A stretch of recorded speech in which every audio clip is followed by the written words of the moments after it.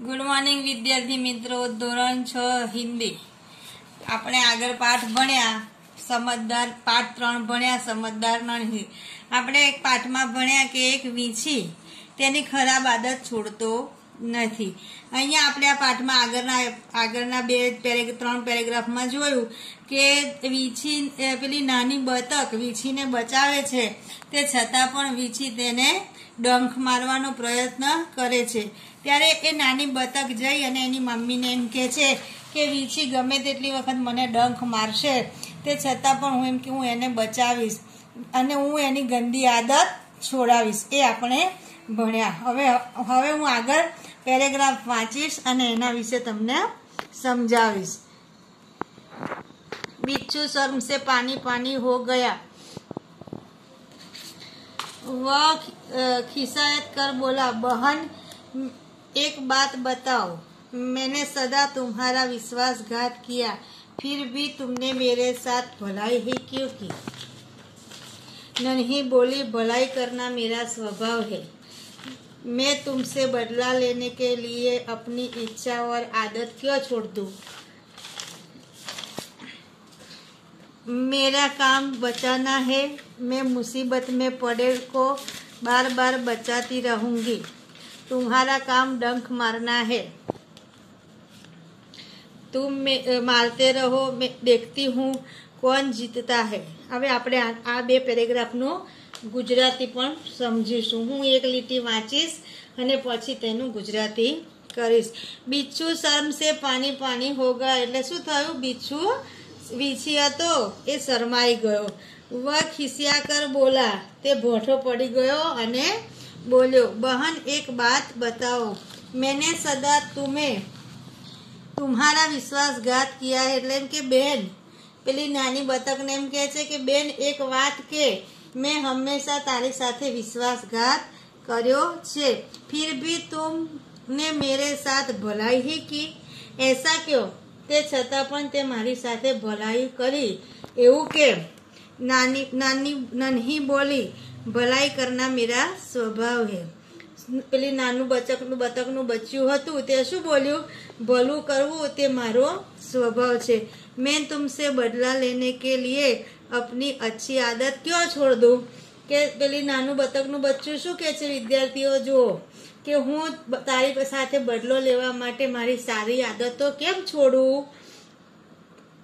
મેરા કામ બચાના હે, મારું કામ શું છે?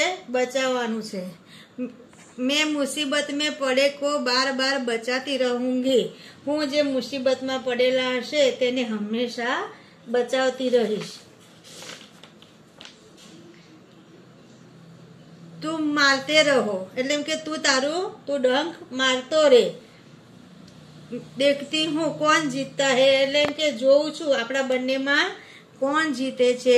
बिच्छू पछतावे से भर गया, बोला, नन्ही बहन आज तुम जीत गई। मैं वचन देता हूँ कि अब मैं किसी निर्दोष जीव को डंक नहीं मारूंगा। नन्ही खुश होकर नदी में चल दी। माँ ने आज फिर पूछा, बेटी कहाँ देर कर दी? नन्ही ने पूरी घटना बताई।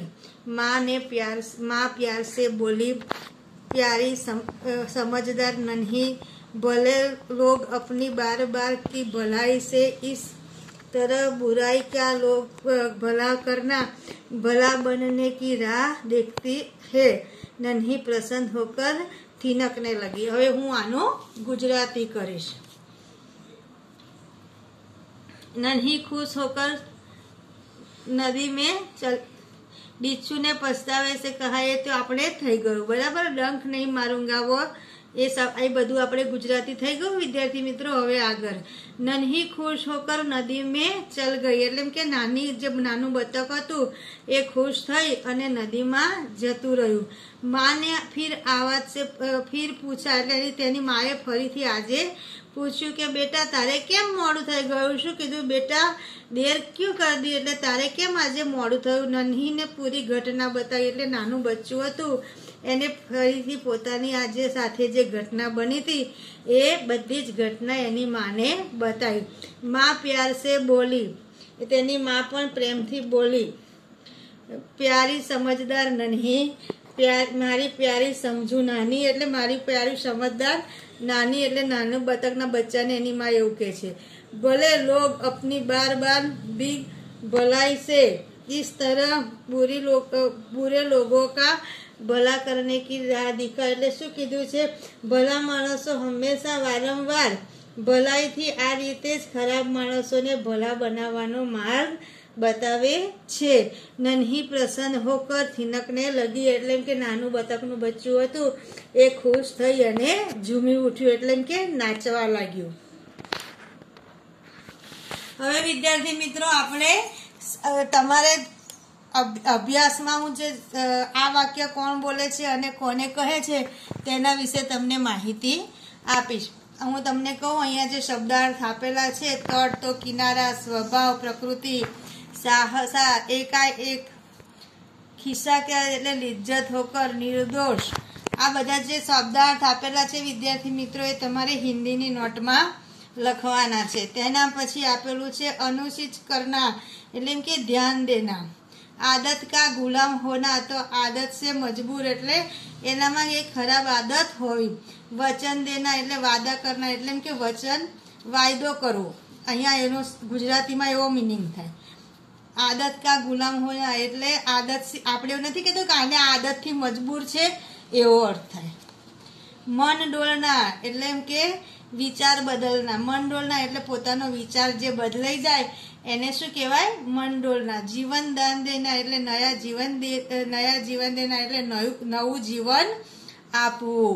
શર્મ સે પાની પાની હોના, બહુત લજ્જિત હોના એટલે ખૂબ શર્મિંદા થવું। તમારે ગુજરાતીમાં એવી રીતે લખાય, પણ તમારે ગુજરાતીમાં નથી લખવાનું, તમારે આ બંનેનો શબ્દાર્થ અને મુહાવરો બંને હિન્દીમાં જ લખવાનું છે। થિનકને લગા એટલે ખુશી કે મારે, નાચને લગા એટલે ખુશ થઈ અને નાચવા લાગ્યું। હવે આપણે અભ્યાસમાં જે હું તમને આ વાક્ય કોણ બોલે છે અને કોને કહે છે એના વિશે હું તમને સમજાવીશ। निम्नलिखित वाक्यों के किसी ने किसे कहा और क्यों ये बताइए। पहलू, माँ मैं उनकी गंदी आदत छुड़वा कर रहूंगी। અહીંયા આ વાક્યની નીચે તમારે જવાબ કરીને લખવાનું। यह वाक्य नन्ही अपनी माँ से कहती है क्योंकि वह बिच्छू की डंक मारने की आदत छुड़ाना चाहती थी। પછી नंबर 2, क्या करूं, डंक मारना मेरा स्वभाव है। तो एनो जवाब आवशे आ वाक्य बिच्छू ने नन्ही से कहा क्योंकि नन्ही का उपकार भूलकर उसने उसे डंक मार दिया था।